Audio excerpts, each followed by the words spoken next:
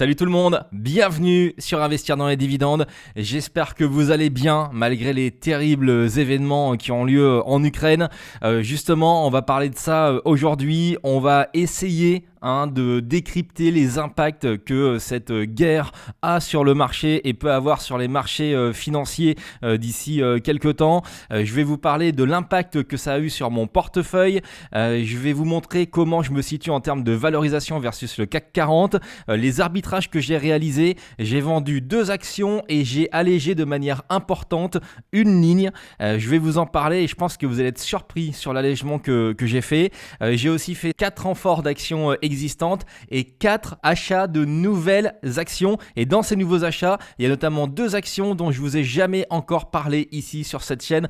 On va en parler. C'était important pour moi de faire cette vidéo parce que vous avez été assez nombreuses et nombreux à m'envoyer des messages, des mails en me demandant ce qu'il fallait faire par rapport à ce marché qui est extrêmement complexe. Il y a des gros enjeux, ça bouge énormément. C'est du jamais vu sur les marchés, sur les impacts que la mise au banc de la Russie suite à son attaque de l'Ukraine va avoir. Donc encore une fois, ici je vous donne pas de conseils, on va juste essayer de réfléchir ensemble, de discuter et je vais vous expliquer ce que moi j'ai fait pour mon portefeuille pour que ça puisse peut-être vous donner quelques repères dans ces marchés qui sont vraiment très compliqués. Vous, comment avez-vous réagi au niveau de votre portefeuille au cours de ces dernières semaines? Quelles ventes, quels achats avez-vous effectués? Dites-le moi directement en commentaire, ça se passe en dessous sous la vidéo. On discute ensemble, j'y réponds. Et puis s'il vous plaît, un maximum de likes pour cette vidéo pour pouvoir soutenir la chaîne. Le CAC 40 est donc en baisse de manière importante depuis les débuts de l'année. On est aux alentours des 6100 points, donc grosse gamelle pour le CAC 40 suite donc à l'attaque de l'Ukraine par la Russie. Alors justement, je voulais passer un petit message de soutien. C'est la première fois que je fais une vidéo depuis que ces événements ont commencé. Voilà, un message de soutien pour le peuple ukrainien, pour l'Ukraine. Donc c'est vraiment moche ce qui se passe. Et d'ailleurs, pour soutenir, je voulais passer ici un message sur la chaîne. Et je vous mets un lien directement en commentaire parce qu'il y a déjà des liens d'arnaque qui commencent à arriver pour verser des dons aux associations. Là, je vous mets le lien du service public qui référencie des principales associations sur lesquelles vous pouvez faire des dons si vous le souhaitez pour pouvoir soutenir l'Ukraine et l'ensemble des réfugiés. Donc c'est directement dans la description de cette vidéo et dans le premier commentaire sous la vidéo. Merci beaucoup d'avance pour eux. Alors, comme je vous le disais, attention, c'est des marchés qui sont très compliqués, plus que jamais, j'insiste vraiment, je ne suis pas conseiller financier, les marchés bougent énormément, on ne sait pas jusqu'où ça va continuer de baisser, on ne connaît pas les impacts de long terme, on peut juste les supposer. Donc je vous rappelle que tout investissement comporte des risques qui peuvent aller jusqu'à la perte totale de votre investissement initial. Donc vraiment, prenez vos propres décisions, ne prenez pas vos décisions en écoutant des conseils des uns ou des autres sur des forums internet ou même là dans ce que je vais dire, c'est à vous de prendre vos propres décisions. Moi je fais mes achats en mon âme et conscience et si derrière je me plante, j'assume mes responsabilités. Donc voilà, warning là-dessus. Au niveau du CAC 40, le vendredi 4 mars, on a terminé en forte baisse, quasiment 5%. Vous voyez, on est sous les 6100 points à 6062 points. J'ai encadré en rouge quelque chose qui me paraît important, c'est les volumes. Les volumes échangés sont très importants, ont été très importants. Vendredi 4 mars, on est sur plus de 7 milliards d'euros échangés. C'est un volume qui globalement est entre 40 et 50% supérieur à une séance normale sur le marché parisien. Donc voilà, ce qui est important, c'est que cette baisse, elle s'est faite dans des volumes conséquents parce que vous voyez, l'été par exemple, il y a souvent des variations qui peuvent être assez conséquentes, mais le marché, il n'est pas liquide, il n'y a pas beaucoup de transactions et donc c'est pour ça que ça amplifie les mouvements à la hausse ou à la baisse. Là, il y avait du monde sur le marché, les actions ont vraiment tourné, ont vraiment changé de main. Donc sur les 5 derniers jours, il y a une baisse globalement de 10% au niveau du CAC 40, donc gamelle assez importante. Et si on regarde depuis un mois, la baisse du CAC 40 atteint 13,52%. Donc vous m'avez pas mal envoyé de messages parce que en fait, il y a beaucoup d'entre vous qui ont commencé à investir sur le marché en 2020 au plus bas ou alors en 2021 et donc du coup vous avez quasiment connu que des hausses et forcément c'est compliqué quand vous êtes investisseur et que vous avez connu que des hausses de connaître sa première vraie baisse dans un contexte qui est vraiment très exceptionnel pour le coup, le contexte de guerre en Europe. Donc voilà, voilà, c'est pour ça que j'ai vraiment tenu à faire cette vidéo pour vous partager un petit peu de mon expérience, même si personnellement je n'ai jamais connu de contexte de guerre en Europe. En revanche, depuis plus de 10 ans que j'investis sur les marchés, j'ai connu beaucoup de marchés baissiers, de chocs qui m'ont permis en fait d'être un peu plus serein aujourd'hui, d'être capable de prendre un maximum de recul, même si la situation est très incertaine. Donc par rapport à l'attaque de l'Ukraine par la Russie, eh bien les Occidentaux ont réagi de manière bien plus importante que ce que j'aurais imaginé, et c'est tant mieux. Donc du coup, grosse mesure de rétorsion au niveau financier. La Russie est en train d'être isolée complètement au niveau finance. Vous avez vu beaucoup de grandes marques qui se retirent complètement du marché russe, et donc là c'est la bérésina au niveau des actifs russes. D'ailleurs le marché russe au moment où je vous parle est toujours fermé, et donc il est au bord de la banqueroute. Il vaut quasiment presque rien aujourd'hui, ce marché russe. Et même si le marché était fermé, vous avez des systèmes de double cotation, notamment à Londres. Il y a beaucoup de fleurons de l'économie russe donc qui sont cotés à Londres et qui sont fait laminer. Les Gazprom, Lukoil, Sberbank, la première banque du pays, Rosneft, le géant des hydrocarbures, valent presque plus rien à la bourse de Londres. Tout le monde veut s'en débarrasser par rapport à toutes les sanctions économiques qui sont imposées à la Russie. Là, vous voyez, c'est un graphe qui représente les compagnies russes qui sont donc cotées à la bourse de Londres. Donc, vous voyez la dégringolade à partir du 15 février, et on est quasiment sur 100% de pertes pour ces actions. Plus personne n'en veut aujourd'hui. Maintenant, c'est ce qu'on appelle des penny stocks. Les penny stocks, c'est des actions qui valent moins d'1 euro. Donc là, pour le coup, vous voyez la tronche des actions de Rosneft, Gazprom et Lukoil, donc les géants russes de l'hydrocarbure. Et j'ai fait un zoom sur Lukoil en baisse de moins 99,6% depuis le début de l'année. Ça veut dire que si jamais, je fais le calcul, vous aviez investi, allez, 1 million d'euros en début d'année sur Lukoil à la bourse de Londres, aujourd'hui c'est 1 million d'euros. Au moment où je vous parle, se sont transformés en 400 euros. Voilà, c'est vous dire l'impact très important des sanctions financières sur justement les marchés, sur les investisseurs qui veulent à tout prix se débarrasser des actifs russes aujourd'hui. Autre impact, autre conséquence, vous voyez Sberbank, donc la première banque russe qui est présente dans certains pays d'Europe et notamment en Autriche. Eh bien, l'autorité des marchés financiers autrichienne a interdit à Sberbank Europe de poursuivre ses activités commerciales avec effet immédiat. Du coup, les clients, il y en a 35 000 en Autriche, n'ont plus du tout accès à leur compte, à leur argent. C'est complètement bloqué. Et donc là, eh bien, le dispositif de protection des avoirs bancaires des épargnants en Europe a été activé. Ça veut dire que les épargnants vont être couverts au niveau des pertes pour le moment constatées jusqu'à 100 000 euros. Voilà, ils vont pouvoir avoir jusqu'à 100 000 euros en fonction de la somme qu'ils avaient sur leur compte. Donc vous voyez, ça sont des impacts vraiment très concrets dans la vie quotidienne des gens.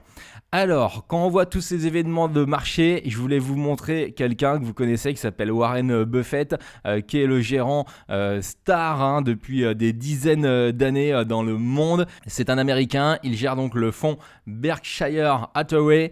Et ce qui est intéressant, c'est que Warren Buffett a l'habitude d'investir à contre-courant. Donc, globalement, quand les marchés s'emballent, les valorisations sont hautes, il a tendance à ne plus investir et à accumuler du cash. Et puis, quand il y a des crashs de marché, eh bien là, il en profite pour investir quand tout le monde a peur. Et donc du coup, Buffett a coutume de rappeler que les crises sont des bénédictions pour les investisseurs avisés. Et surtout, je vous ai remis sa citation que j'aime bien. Quand la bourse s'effondre, je me sens comme un obsédé sexuel dans un harem. Ça, c'est de Warren Buffett. Et je vous avoue que j'ai tendance à me sentir un petit peu comme lui. Effectivement, quand on est investisseur de long terme, eh bien, ce sont des opportunités. Alors là, encore une fois, attention, c'est la première fois depuis 1945 qu'il y a la guerre en Europe. Il va avoir des répercussions qui vont être énormes au niveau des coûts de l'énergie, au niveau de l'inflation, donc sur les marges des entreprises. Ils vont avoir du mal aussi à se fournir. On voit Michelin là qui a annoncé des arrêts temporaires d'usines, puisqu'en fait ils ont besoin notamment de noirs de carbone qui sont fournis en grande majorité par la Russie et l'Ukraine actuellement. Donc ça manque de composants. Donc attention quand même, il ne faut pas faire n'importe quoi. Le marché peut encore baisser de manière très importante. Personne ne sait où il va s'arrêter. Peut-être qu'il ira à 5500 points, peut-être à 5000, peut-être à 4500 points. On ne sait pas. Donc soyez quand même prudents. Moi je rentre en plusieurs fois au niveau du marché et on va voir tout de suite ce que j'ai fait et les impacts sur mon portefeuille. Pourquoi en fait aujourd'hui je vous dis que ça peut encore continuer à dégringoler? Eh bien vous le voyez, hein, les bourses mondiales dans leur ensemble baissent, encore plus les bourses en Europe, et notamment avec une possible récession. Ce que je vous disais, hein, hausse des coûts de l'énergie, matières premières difficiles à trouver, le blé est en train de s'envoler également, puisque l'Ukraine c'est ce qu'on appelle le grenier de l'Europe et même le grenier du monde, hein. Ils fournissaient je crois 30% du blé mondial, donc ça fait exploser les matières premières, les coûts de transport explosent, les coûts de production. Donc voilà, warning quand même là-dessus. On peut avoir potentiellement une récession si jamais les sanctions durent, et ça a l'air parti pour durer. Je suis pas un expert en géopolitique, donc je vais pas vous dire n'importe quoi. Je vais juste vous dire moi mon sentiment, mais ça a l'air parti pour durer. C'est pas quelque chose qui va s'effacer comme ça, vu ce qu'a fait la Russie à l'Ukraine. À mon avis, les démocraties occidentales ne lèveront pas les sanctions de sitôt vis-à-vis de la Russie. Donc les impacts concrets au niveau de mon portefeuille, eh bien vous voyez là, c'est un screenshot que j'ai pris donc chez mon courtier. Donc je suis en baisse depuis le début de l'année. Alors je suis toujours en plus-value globale sur mon portefeuille, mais depuis le début de l'année, je suis en baisse de valorisation de 7,92%. Quand le CAC 40 est à moins 14,85%. Donc pour le moment ça va, mon portefeuille résiste, fait quasiment 2 fois mieux que le CAC 40, mais c'est pas parce qu'il a résisté jusqu'à présent qu'il va forcément résister s'il y a d'autres grosses sanctions qui sont prises et qui peuvent impacter les sociétés que j'ai directement en portefeuille. Mais globalement, pour vous donner une idée de valeur en euros, pour le moment, je suis en baisse de 11 500 € depuis le début de l'année. Voilà, ça c'est la perte de valorisation. Et pour autant, vous allez voir que j'ai continué à investir. Encore une fois, quand on vise le long terme, c'est important de ne pas regarder juste là à très très court terme sur les fluctuations de son portefeuille. Mais il faut regarder le portefeuille qu'on a envie de construire et les actions qu'on a envie de détenir dans le futur et les rendements qu'on a envie que ça nous génère. Alors, la première vente que j'ai faite, c'est le géant mondial AB InBev. Je vous en avais parlé dans ma vidéo où je vous parle de l'intégralité de mon portefeuille. AB InBev, c'est donc un géant qui possède des marques comme Stella Artois, Budweiser ou encore Corona. C'est une entreprise qui est en pleine recovery, qui est en train de se redresser, mais ça prend un petit peu de temps. Ils sont assez exposés quand même en Europe de l'Est et notamment en Russie et en Ukraine. Et c'est pour ça que j'ai décidé d'anticiper la baisse qu'allait arriver selon moi au niveau d'AB InBev et de revendre pour avoir du cash et pour pouvoir racheter d'autres actions. Après, c'est une très belle entreprise. Si j'ai assez de liquidité, une fois qu'elle aura bien baissé, si elle continue de baisser, eh bien peut-être que je rentrerai à nouveau, mais en tout cas j'ai décidé de couper ma position. J'avais 50 actions AB InBev à un PRU de 49,12 €. J'ai revendu à 56,07 €. Donc vous voyez, c'était sur le début de semaine où j'ai pris la décision du coup, quand j'ai vu que ça continuait à accélérer au niveau de la guerre en Ukraine, de couper ma position. Aujourd'hui, au moment où je tourne cette vidéo, ça a clôturé le vendredi 4 mars au soir à 50,69 €. J'ai donc fait une plus-value de plus 14,15% par rapport donc à mon investissement initial. Et donc, quand on retire les frais de transaction, les frais de vente, ça m'a généré une liquidité de 2 798,50 €. Alors, qu'est-ce qui m'a poussé à vendre AB InBev ? Je vous ai rapidement expliqué, mais regardons là, en fait, vous avez la production qui est directement suspendue sur les sites d'AB InBev en Ukraine, c'est assez normal. C'est une boîte qui est très présente en Ukraine, mais également en Russie, avec un total de 14 brasseries et de 5370 employés. C'est une joint venture, c'est-à-dire qu'ils sont associés à leurs partenaires turcs sur les activités en Russie et en Ukraine, mais globalement ils sont quand même très impactés, donc c'est pour ça que j'ai pris mes distances avec la société, quitte à y revenir dans un second temps. Et puis je voulais noter quand même le petit geste sympa d'AB InBev qui a envoyé 1 demi-million de canettes d'eau potable à la frontière ukrainienne. Donc voilà, geste très sympa de cette boîte et j'espère qu'elle pourra reproduire ce genre d'envoi pour pouvoir soutenir l'ensemble de la population. Donc suite à cette vente, j'aurai forcément une perte de dividendes puisqu'il verse quand même des dividendes même s'il avait été baissé très très fortement au cours des années précédentes et qu'ils ont l'intention de le maintenir à un niveau stable par rapport à l'année dernière. Donc la baisse de mes dividendes annuels, c'est 35 centimes. Donc ça, c'est le dividende net que j'aurais touché parce qu'il y a le précompte belge à la base de dividende est de 50 centimes. Mais quand vous retirez 30% du précompte belge, c'est bien 35 centimes multiplié par 50 actions. Et j'ai donc diminué mes dividendes annuels en faisant cette vente de 17,50 €. Autre société que je vends, c'est Engie. Alors je sais que ça va vous surprendre parce que j'ai fait des vidéos en vous disant tout le bien que je pensais d'Engie, mais c'était en dehors du contexte actuel. J'ai donc décidé de vendre l'intégralité de ma position, 300 actions que j'avais achetées à 12,15 €. J'avais donc investi 3645 €. L'année dernière, le dividende était de 53 centimes. Là, il augmente à 85 centimes d'euros. Donc très très beau rendement, très très beau dividende. Mais pour le coup, j'ai quand même décidé d'en sortir, notamment par rapport au projet Nord Stream 2. On va en reparler juste après. J'ai donc vendu à 13,41 €. Donc ça avait déjà commencé de baisser quand j'ai vendu. Ça m'a permis de générer quand même une plus-value de plus 11,11% au niveau d'Engie par rapport à mon investissement initial grâce à cette vente. Et donc là, l'action a bien baissé à 10,73 €. Alors c'est dommage, c'est vraiment à contre-cœur que j'ai vendu Engie parce que les résultats ont été bons en 2021. Ils ont annoncé leurs prévisions pour les résultats de 2022 à 2024. Pareil, au niveau du résultat net récurrent, on est sur quelque chose qui est vraiment bon avec les énergies renouvelables qui sont en progression. Donc là, pour le coup, les voyants étaient globalement au vert au niveau d'Engie. En revanche, ce qui m'a alerté, c'est le fait qu'il soit exposé à hauteur de près d'1 milliard d'euros en risque de crédit. C'est 987 millions d'euros. Si jamais la société qui est chargée du projet de gazoduc Nord Stream 2 entre la Russie et l'Allemagne, donc pour amener le gaz russe en Allemagne, et bien si ce projet il est donc définitivement gelé, et bien cette société devra se mettre en dépôt de bilan et donc à ce compte-là, normalement, Engie essuiera des pertes directes d'1 milliard d'euros. Alors c'est globalement un tiers du résultat net de cette année, donc la survie d'Engie n'est pas en péril, mais cette news, je me doutais qu'elle aurait forcément un impact au niveau du cours et c'est pour ça que j'ai voulu sauvegarder donc mon patrimoine avec la plus-value que j'avais.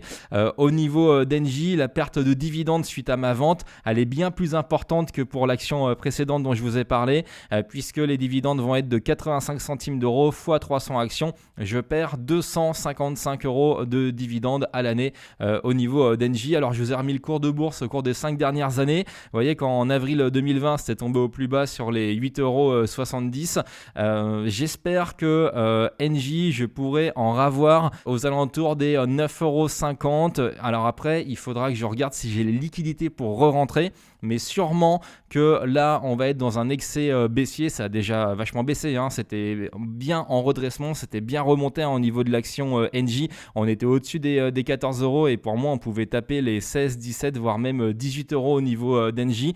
Donc là, s'il y a un excès baissier et que j'ai des liquidités et que j'arrive à l'avoir vers 9,50, eh bien sûrement que je rentrerai à nouveau sur Engie pour pouvoir profiter de son dividende et de ses perspectives parce que Engie a toujours de très bonnes perspectives, notamment avec son exposition aux énergies renouvelables. Vous l'avez bien compris que dans cette crise, eh bien, ça a changé beaucoup de choses et on va devoir booster les énergies renouvelables. Donc les entreprises qui sont positionnées sur ces secteurs-là devraient normalement en profiter, particulièrement en Europe.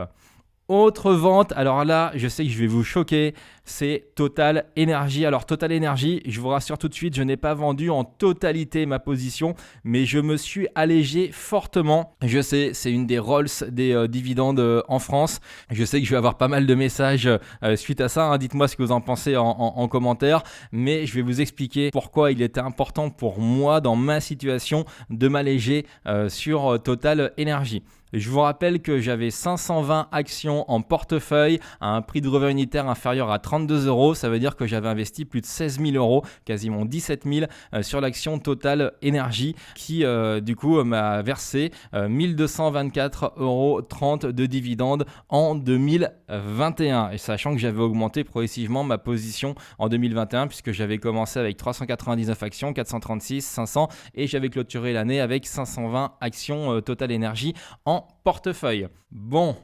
pourquoi j'ai décidé de m'alléger sur Total Energy déjà dans une saine gestion de risque, j'ai regardé le poids de Total Energy dans mon portefeuille. Alors je le connaissais, il était déjà élevé, mais dans des marchés qui sont troubles, avec des gros mouvements, avec des sanctions qui peuvent être accélérées à n'importe quel moment contre la Russie et contre le gaz russe dans lequel Total est très présent, et bien le fait que Total Energy représentait 18% de mon portefeuille, je me suis dit que je portais un risque trop important.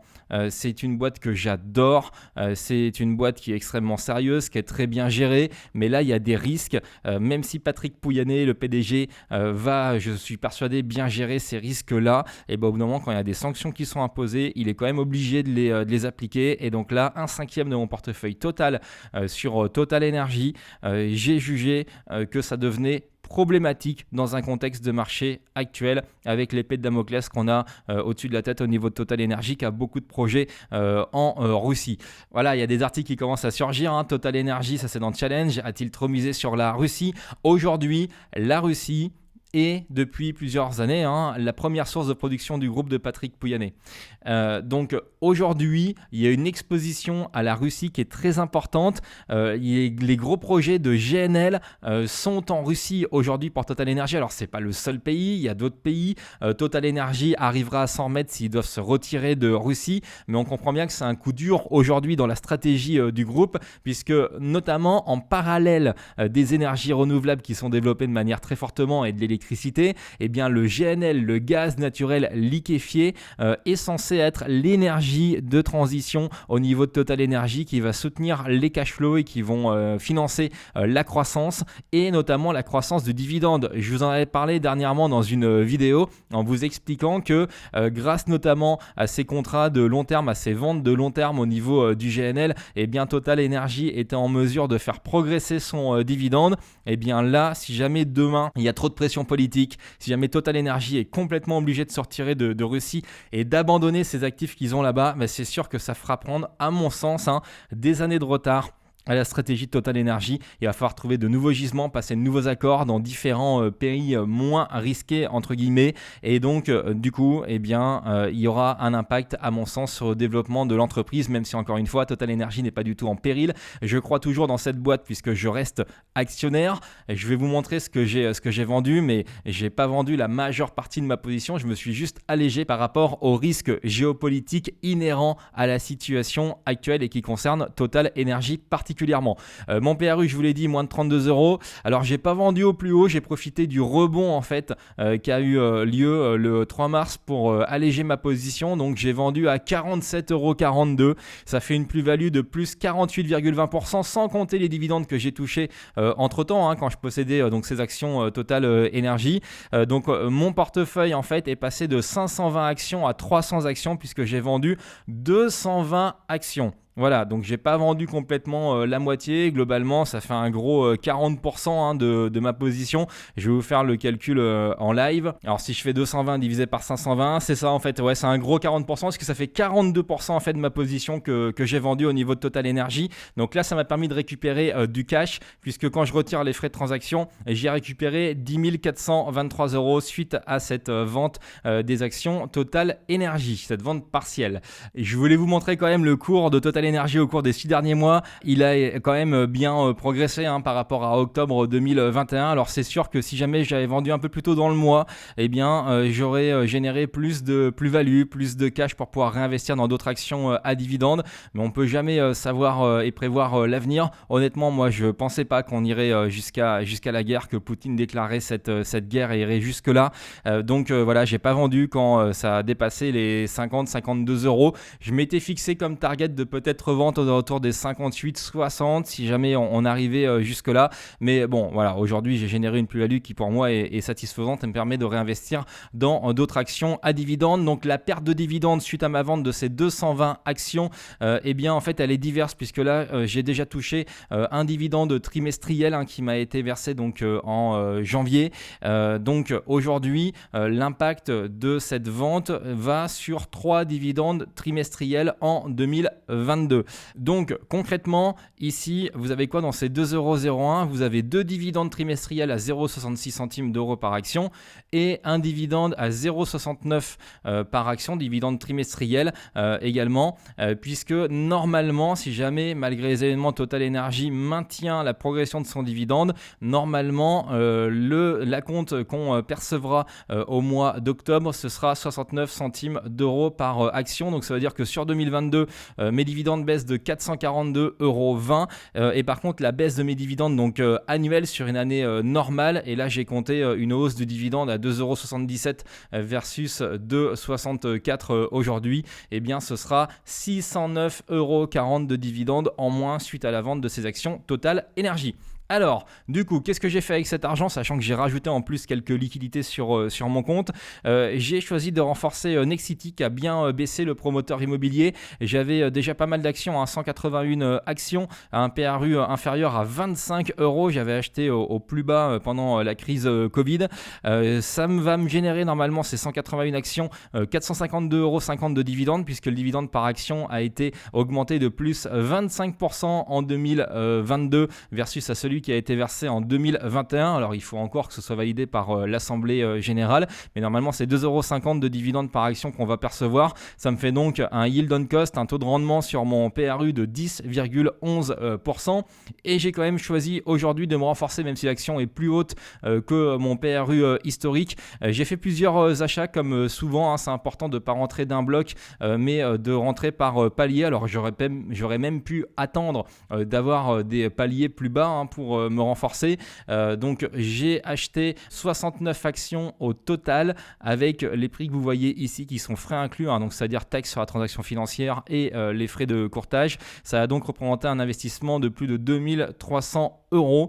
Au niveau de Nexity, mon portefeuille passe donc de 181 actions à 250 actions. Donc là, on est sur quelque chose de très conséquent. L'augmentation de mes dividendes annuels sur ce que j'ai racheté, les 69 actions, eh bien, on va être sur 172,50 € de dividendes en plus. Ça me fait un taux de rendement sur mon nouveau capital investi de 7,4%. Donc vraiment sur les nouvelles actions que j'ai achetées.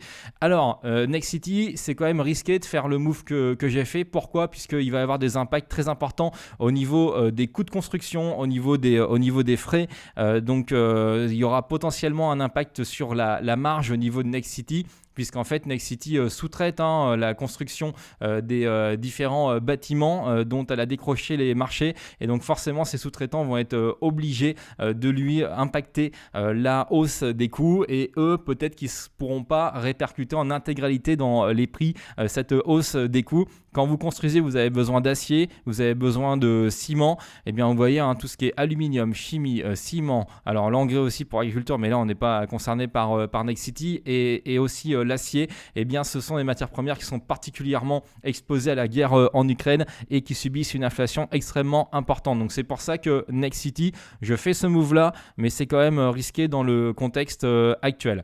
Je vous ai mis le graphe au cours des 5 dernières années. Donc vous voyez, c'était descendu à 24,10 € au 30 octobre 2020. Elle avait rebondi à 45 € globalement au cours de 2021, et depuis elle rebaisse. Donc je juge qu'aujourd'hui, c'est pas déconnant d'être exposé à Nexity, même s'il y a des risques derrière. Et si on va en récession, c'est sûr que l'immobilier va souffrir, mais Nexity a les reins solides. Et donc c'est pour ça que j'ai choisi de me renforcer sur Nexity, qui est une très belle entreprise française. Autre renfort que j'ai fait, ça ne devrait pas vous étonner si vous suivez de manière assidue la chaîne, c'est le promoteur et la foncière immobilière CBO Territoria présente sur l'île de la Réunion et à Mayotte et un tout petit peu maintenant en métropole.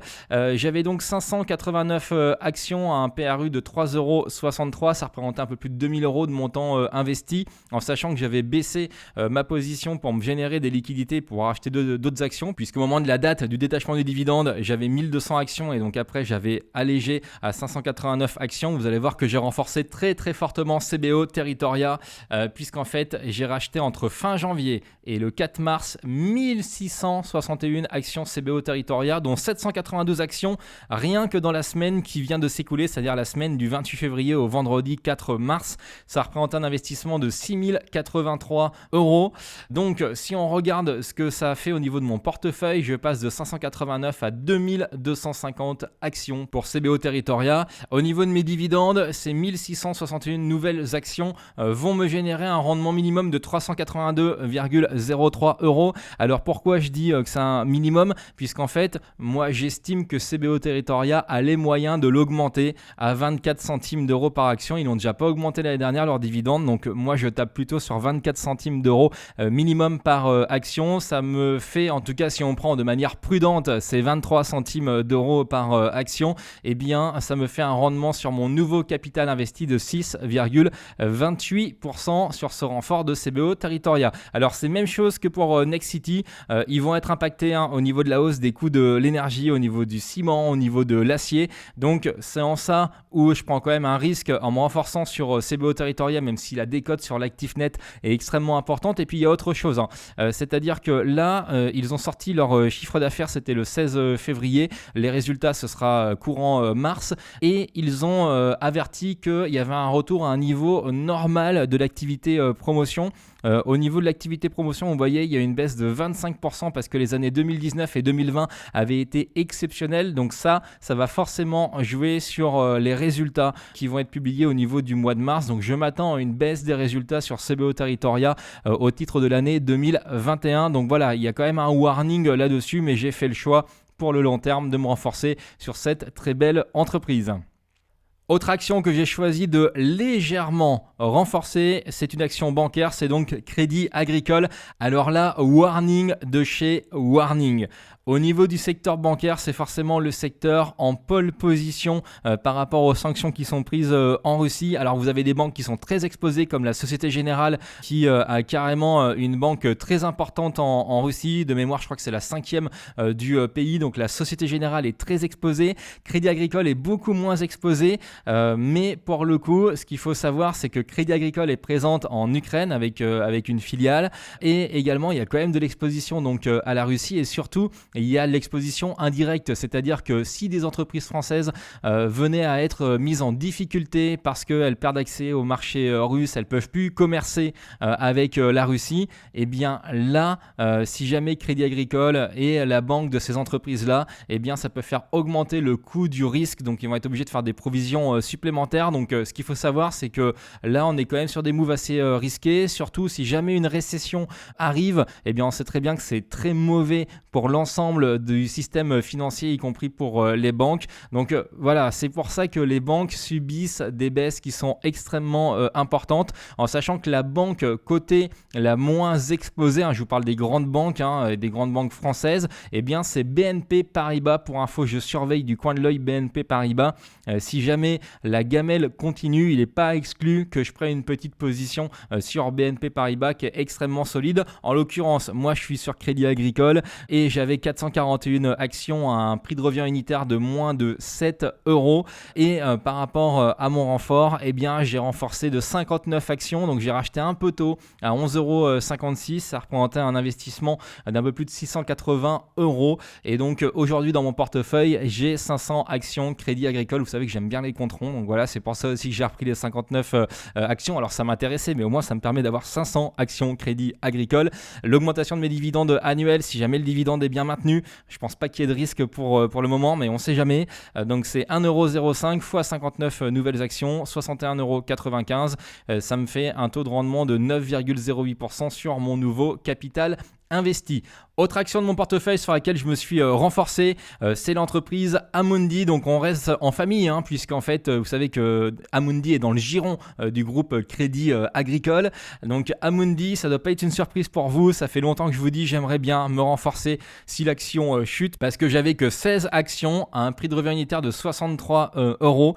Donc au niveau d'Amundi, j'ai saisi l'opportunité. J'ai acheté 89 nouvelles actions Amundi à un prix de revient unitaire moyen de 59 euros, dont 65 actions uniquement cette semaine. L'investissement représente quasiment 5300 euros. Donc là, j'augmente fortement mon exposition à Amundi. Je passe de 16 actions à 105 actions Amundi dans mon portefeuille. Au niveau de ma rémunération en tant qu'actionnaire, l'augmentation de mes dividendes annuels va être de 364,90 euros. Ça représente un taux de rendement sur mon nouveau capital investi de 6,90%. Alors c'est pareil, il peut y avoir des impacts. Amundi a communiqué sur le fait que les impacts étaient limités. L'exposition était très limitée au niveau d'Amundi au marché russe, mais il n'empêche qu'on n'est pas à l'abri qu'il y ait des effets dominos, qu'il y ait certains impacts qu'ils n'auraient pas encore communiqué, qu'ils n'auraient pas vu venir. Mais j'ai quand même confiance dans cette boîte. Mais à chaque fois, encore une fois, par rapport au contexte actuel, à chaque fois que j'investis, et particulièrement sur une entreprise du secteur financier, je prends un risque qui n'est pas négligeable. Après, j'assume ce risque-là. Je vise le long terme au niveau d'Amundi. Je pense que c'est une très belle boîte et que l'intégration de Lyxor va générer énormément d'économies d'échelle qui vont être profitables pour le bénéfice par action. Au niveau de l'entreprise Amundi, au moment où je tourne cette vidéo, elle a clôture à 55,15 euros, en sachant que les plus bas de mars 2020 étaient sur les coups des 50,60 euros. Là, je me suis quand même bien renforcé sur Amundi. Seul renfort que je ferai, c'est si jamais elle baisse sous les 50 euros, idéalement vers les 45, on ne sait jamais, mais si jamais il y a un gros reflux de marché, si ça se dégrade encore, il n'est pas exclu que je renforce un peu sur Amundi, mais là après mon niveau d'exposition sera quand même bien suffisant en ce qui me concerne par rapport à la taille globale de mon portefeuille.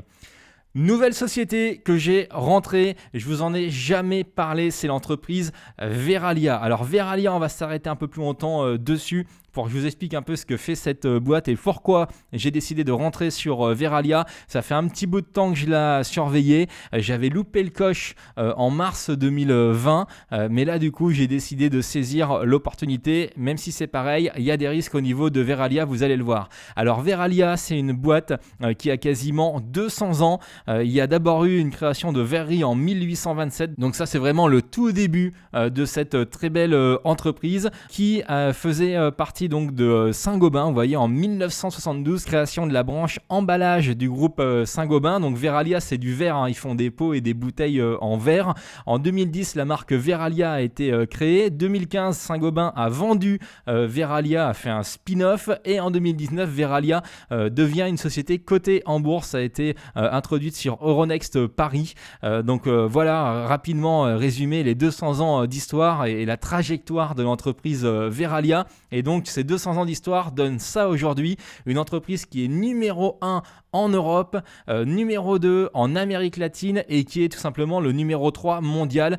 Vous voyez au niveau du packaging donc en verre, donc des emballages en verre, vous voyez que le vin représente 36%, le sparkling wine, donc le vin pétillant, que ce soit champagne, prosecco, etc., ont représenté 12% des ventes en 2021. Donc vous voyez que le vin, là, 36 plus 12, on est sur 48% des ventes. Après, vous avez les spiritueux, la bière, les softs et puis le food. Donc ça, c'est pour les pots en verre. Pourquoi j'aime bien cette entreprise ? Déjà, vous allez voir qu'elle a fait beaucoup d'efforts, que l'EBITDA a bien progressé. Je trouve qu'elle est bien gérée et surtout, c'est une entreprise pour moi de développement durable. Avec l'explosion du coût du pétrole, les emballages plastiques deviennent de plus en plus chers. En plus, c'est pas écologique, tandis que le verre peut être recyclé vraiment à l'infini. Donc je pense qu'on est sur un marché qui est structurellement porteur. Il y a de plus en plus, à mon avis, d'industries qui vont se tourner vers des emballages en verre, vers des pots, vers des bouteilles.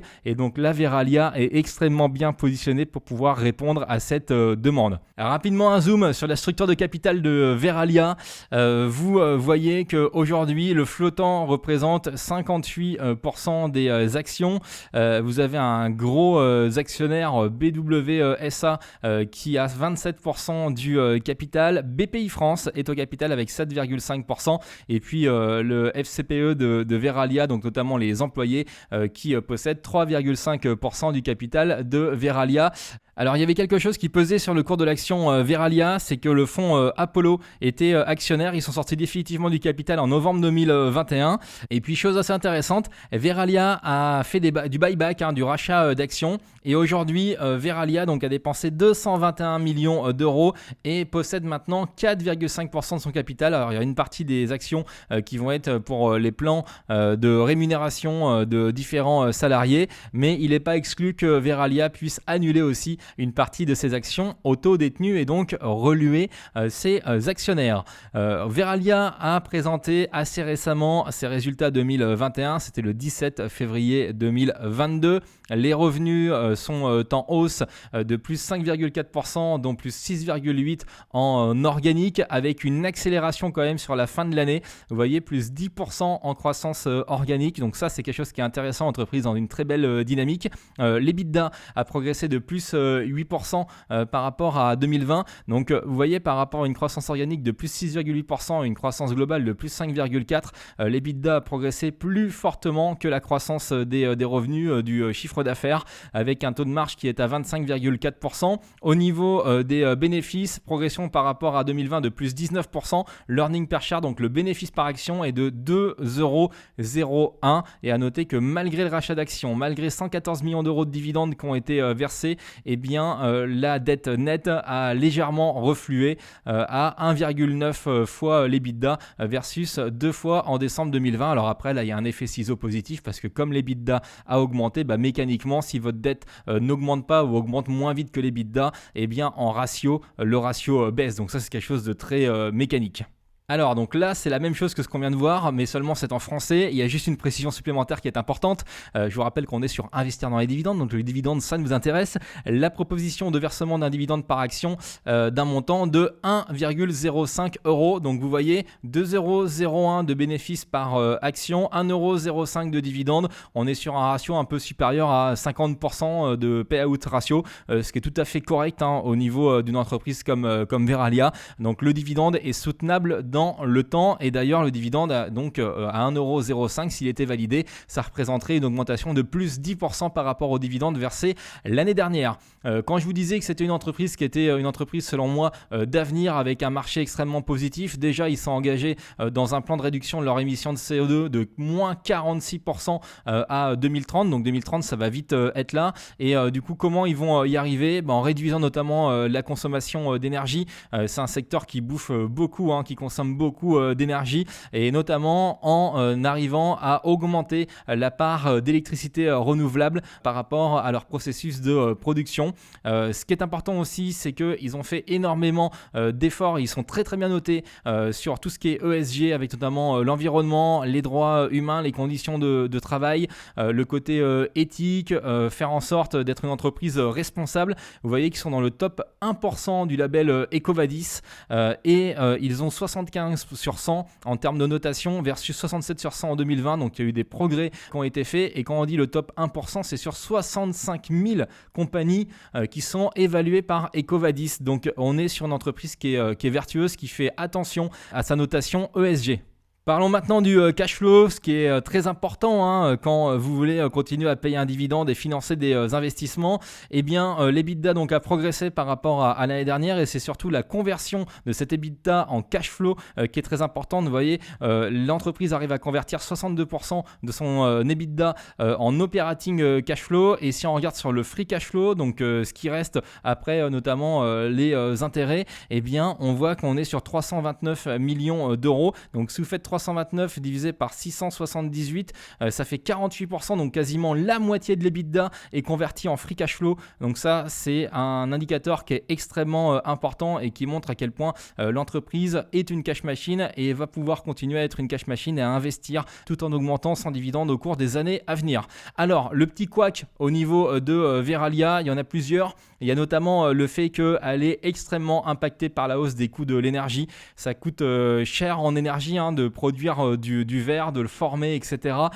Donc vous voyez, ça c'est le graphe qui a été publié par l'entreprise. Vous voyez l'explosion du prix du gaz et encore, là il n'y a pas février, où là ça a explosé en février et en mars. Pareil au niveau de l'électricité, au niveau des quotas de CO2 aussi, le prix de la tonne de carbone explose. Donc il y a forcément des impacts au niveau de l'entreprise, même si elle a des contrats en majorité qui sont couverts, c'est-à-dire qu'elle peut réimpacter la hausse de l'énergie dans une grande majorité de clients. Il y aura forcément un impact qui sera négatif au niveau de l'explosion des coûts de l'énergie. Donc ça c'est quand même un des warnings. Et puis il y a un autre warning. L'autre warning, c'est que Verallia est présente et en Russie et en Ukraine. Alors c'est globalement à peu près 5% de ses ventes, mais il y a quand même des sites de production. Donc voilà, c'est aussi pour ça que Verallia a fortement baissé ces derniers temps. Si on regarde les objectifs financiers de moyen terme pour 2022-2024, croissance des ventes organiques comprise entre plus 4 et plus 6%, augmentation de la marge d'EBITDA entre 28 et 30% en 2024, le free cash flow qui va continuer à être là, progression du résultat par action et surtout, regardez ici, croissance des dividendes par action, plus 10% par an, plus des rachats d'actions relutifs. Donc voilà, c'est la projection de l'entreprise. Donc si jamais ils arrivent à tenir une croissance au moins de 10% par an au niveau des dividendes, j'ai calculé que dans quelques années, ça me fera un rendement de quasiment 7% par rapport à mon prix d'achat actuel. Au niveau de Verallia, justement, puisque je parle de mon achat, j'ai acheté 50 actions. Alors en 2 fois, j'ai passé 2 ordres, mais mon PRU moyen est de 21,10 €. Un investissement de 1055 € au niveau de Verallia. C'est un premier pied que je mets dans l'entreprise. Au niveau de l'augmentation de mes dividendes annuels, ça fera donc 52,50 € de plus en 2022. Ça représente un taux de rendement sur mon capital investi de 5% pour cette belle entreprise Verallia. Je vous ai mis le graphe sur les 5 dernières années. Je vous rappelle qu'elle est rentrée en bourse en 2019. Donc vous voyez qu'il y a eu une chute très importante en avril 2020 sous les 20 € à 19,80 €. Aujourd'hui, on n'est plus très loin au niveau de Verallia. L'entreprise a perdu en seulement 2 mois et demi depuis le début de l'année 33% de sa valeur. Ça veut dire que si jamais elle retrouvait les 30 €, ça ferait plus 50% par rapport au cours actuel. Je suis rentré donc sur Verallia, cette fois-ci, j'ai pas loupé le coche. En fait, ici, je m'étais pas vraiment intéressé à l'entreprise au niveau d'avril 2020. Par contre, là, sur la fin d'année, je l'avais bien targeté et j'attendais qu'elle repasse sous la barre des 21 ou 20 € idéalement. Et donc, du coup, j'avais placé des ordres à court limité qui n'ont pas été exécutés. Donc là, c'est pour ça que j'ai sauté dessus quand j'ai vu que Verallia revenait dans ces eaux-là. Alors, après avoir étudié la situation de l'entreprise, bien entendu, quand je vous dis sauter dessus, mais j'ai pris la décision d'investir et je me renforcerai si jamais elle passe sous les 20 €, 19,50 €. J'espère pouvoir au moins doubler ma ligne au niveau de Verallia pour avoir une exposition plus conséquente sur cette boîte. Autre entreprise que j'ai acheté, là ça risque de vous surprendre parce que jusqu'à présent j'avais refusé d'investir dans Eutelsat. Là j'ai décidé de franchir le pas avec donc cette société opérateur de satellites qui vient de changer de DG. Rodolphe Belmer est parti pour prendre la responsabilité d'Atos. Il va essayer de redresser le navire Atos qui est en grande difficulté. Et Eva Berneke, qui dirigeait la société danoise KMD, qui est la principale société danoise d'informatique et de logiciels, vient d'arriver à la tête d'Eutelsat. Alors Eutelsat, c'est de la décroissance depuis plusieurs années. Quand vous regardez le cours de bourse, ça fait peur. Mais je pense qu'aujourd'hui, on a un certain plancher de valorisation. Je ne m'attends pas à faire de la plus-value au niveau d'Eutelsat. Je prends vraiment pour le dividende en me disant, si jamais si l'action se maintient à ce niveau de cours-là, si je ne perds pas d'argent au niveau de la valeur de l'action, mais que je me prends un dividende de quasiment 10%, c'est un peu comme une obligation en fait, tout simplement. Et ça me fait une rémunération à 10% chaque année, avec en plus un petit parfum spéculatif. Donc si on parle rapidement de Eva Berneke, comme je vous disais, elle gérait donc l'entreprise KMD au Danemark. Elle a d'ailleurs vendu cette entreprise au géant japonais NEC. Donc certaines personnes spéculent sur le fait que Eva Berneke aurait pu être engagée pour préparer une vente d'Eutelsat, peut-être à SES, qui est le concurrent luxembourgeois, ou peut-être à un autre acteur. Mais en tout cas, elle est là et elle va essayer de régénérer de la croissance au niveau de cette entreprise qui est en déclin depuis quelques années, ou peut-être qu'on finira par avoir une OPA sur Eutelsat. On le voit, les résultats du premier semestre 2021-2022, c'est un exercice qui est à cheval, ont été en baisse, ils n'ont pas été bien accueillis par le marché, en baisse de 4,2% au niveau du chiffre d'affaires. Alors après, la marge d'EBITDA, c'est dingue, c'est une cash machine, 76,1% de marge d'EBITDA, c'est incroyable. Le cash flow, le free cash flow, il est super élevé, et donc là l'entreprise prévoyait un retour à la croissance dès l'exercice 2022-2023,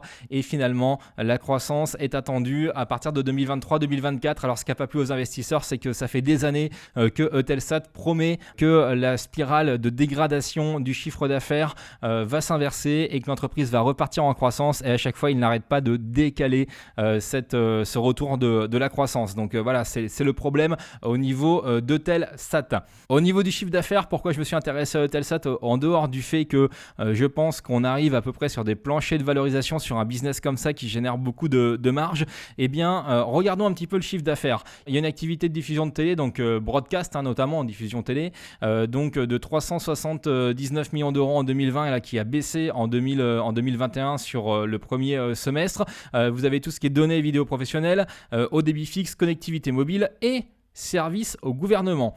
Je pense qu'aujourd'hui, dans la situation actuelle, les besoins militaires vont augmenter. Dans les besoins militaires, il y a notamment les satellites, et je pense que ça va augmenter au cours des années à venir. Alors je peux me tromper, mais en tout cas c'est notamment une des choses qui m'a fait dire que Eutelsat pourrait avoir une croissance assez importante de son pôle service au gouvernement. Alors c'est pas le pôle le plus important, mais il n'empêche que ça pourrait être, selon moi, le deuxième pôle en termes de chiffre d'affaires au cours des années à venir. Les gouvernements occidentaux ont enfin compris que la défense, c'est pas de l'argent jeté par la fenêtre, c'est de la dissuasion. Ça permet de protéger les démocraties, et donc au niveau du spatial et donc de tout ce qui est satellite, c'est stratégique au niveau des gouvernements pour observer, pour avoir les bonnes informations qui vont bien, pour avoir leurs télécommunications qui sont complètement protégées. Donc c'est pour ça que Eutelsat a notamment retenu mon attention. Alors, ce qui propose, c'est toujours un cash flow qui est important, de la croissance à partir de l'exercice 2023-2024, une politique de dividende qui reste la même, c'est-à-dire soit un dividende stable, soit un dividende en progression.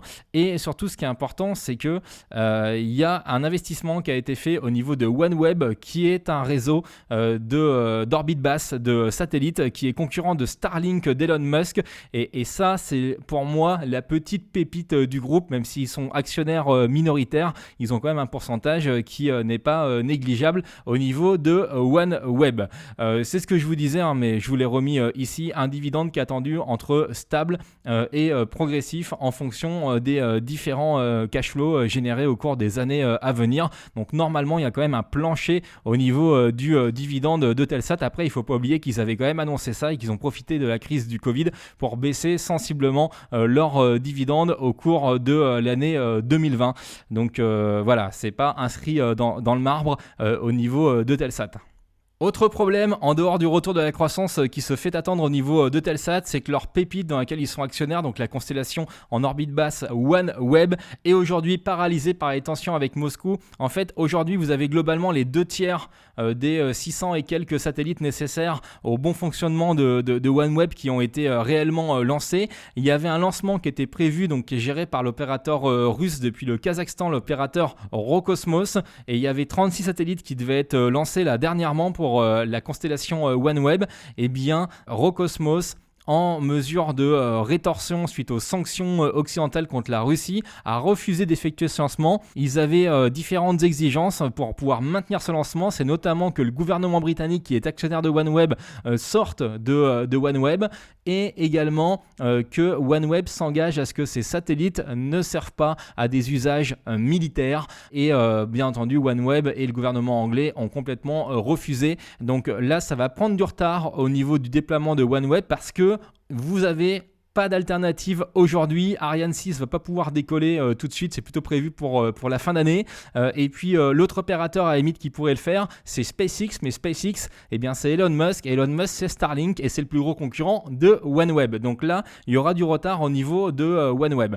Maintenant, ce qui m'a aussi interpellé, c'est que Patrick Drahi a fait une OPA, en tout cas voulait faire une OPA sur Eutelsat. C'était en fin d'année 2021, au mois de septembre, où il s'est dévoilé à un peu plus de 12 € par action dividende attachée. Et donc là, l'action a bien rebaissé. Je me dis qu'un mec comme Drahi, qui connaît très bien le business des télécoms, si jamais il a proposé 12 € par action, alors après, il n'a pas voulu remonter son offre, mais s'il a proposé 12 € par action, c'est qu'il pensait qu'à ce prix-là, eh bien, pour le coup, il ferait quand même pas mal d'argent, même en payant 12 € par action. Donc là, aujourd'hui, on est bien retombé en dessous de ce prix. Donc c'est pour ça que pour moi, si un mania des télécoms comme Patrick Drahi est prêt à mettre ce prix-là, au niveau actuel, on n'est pas sur un investissement hyper risqué, même si encore une fois, si vous visez une augmentation de votre capital, il y a d'autres actions qui sont mieux que Telsat pour pouvoir développer votre capital. Là, c'est vraiment dans une optique de rendement que je suis allé sur Eutelsat.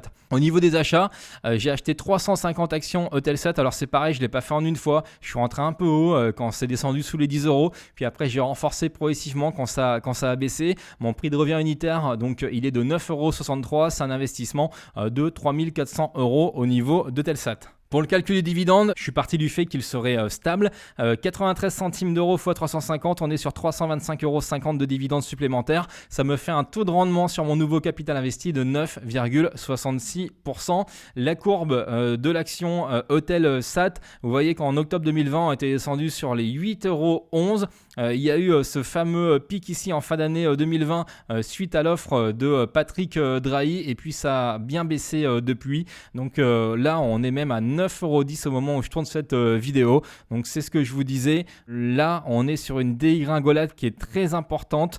Donc c'est pas parce que ça a bien baissé que ça peut pas continuer à baisser encore. Maintenant, je pense qu'on a un plancher de valorisation par rapport notamment au niveau de marge d'EBITDA que l'entreprise est capable de cracher, qui est extrêmement important. Donc là, si vous l'achetez aujourd'hui, ça vous fait un rendement de plus de 10%, 10,22%.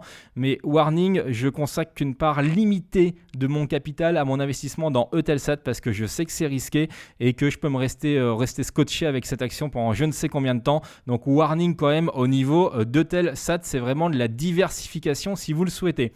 Autre action que j'ai achetée en profitant de cette baisse des marchés, c'est l'entreprise Stellantis. Donc Stellantis, je vous rappelle que c'est Peugeot, Citroën, DS, Fiat, Chrysler, Maserati, etc. Donc c'est issu de la fusion entre PSA et Fiat Chrysler. Donc Stellantis a publié des résultats exceptionnels. C'est incroyable dans le contexte actuel que Stellantis ait pu sortir des résultats comme ça. Son patron Carlos Tavares a mis en place des économies de coûts, a orienté l'entreprise, a fait sortir des modèles qui sont extrêmement performants, qui plaisent au public. Donc là, le bénéfice net, c'est 13,4 milliards d'euros. C'est vraiment époustouflant. Tout le monde, au niveau de la communauté des analystes financiers, tout le monde est sur le cul au niveau des résultats de Stellantis. Les synergies sont extrêmement fortes avec près de 3,2 milliards d'euros de cash net. Les liquidités sont très très hautes avec 62 milliards d'euros de liquidités disponibles, et le dividende il va être important. Donc on est vraiment sur une très belle boîte dans un secteur qui n'est pas facile, qui est cyclique. Donc c'est pareil, et les boîtes cycliques c'est pas ce qui est recommandé aujourd'hui par les analystes financiers quand vous les écoutez. Moi je prends le risque de commencer à me construire une position maintenant sur Stellantis parce que je profite de ces baisses de cours, mais ça peut très bien descendre encore bien plus bas au niveau de Stellantis, qui a présenté son plan stratégique long terme, donc à 2030.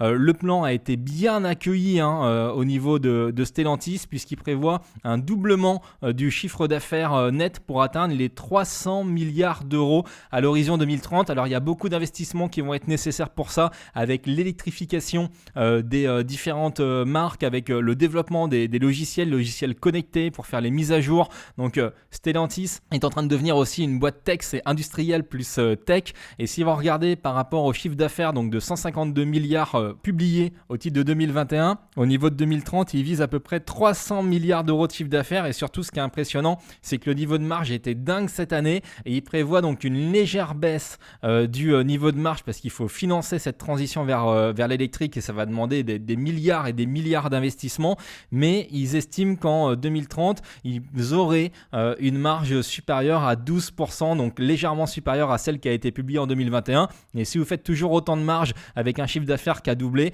vous voyez que forcément le résultat net va exploser en termes de valeur et donc les dividendes pourraient suivre et devraient suivre au niveau de Stellantis. Maintenant, c'est sûr que c'est pas une longue route tranquille au niveau de ce plan stratégique. Beaucoup d'investissements. Au niveau des dividendes, c'est pas les boîtes automobiles qui vont garantir des dividendes qui sont en progression année par année. Non, il peut y avoir des très fortes hausses, puis des très fortes baisses, etc.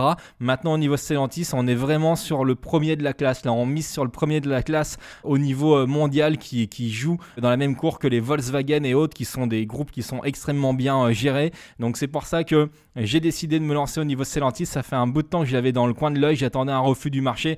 Et c'est ce que j'ai fait. J'ai acheté, donc pareil, pas en une seule fois, en plusieurs fois, 200 actions Stellantis. Mon PRU, il est de 15,40 €. C'est un investissement d'un peu plus de 3 000 € à date. J'exclus pas de me renforcer si elle continue de baisser. Au niveau de mes dividendes annuels, puisqu'ils vont verser 1,04 € de dividendes par action, j'aurai une augmentation de 208 € de mes dividendes annuels. Ça représente aujourd'hui un rendement de 6,75% sur mon capital investi.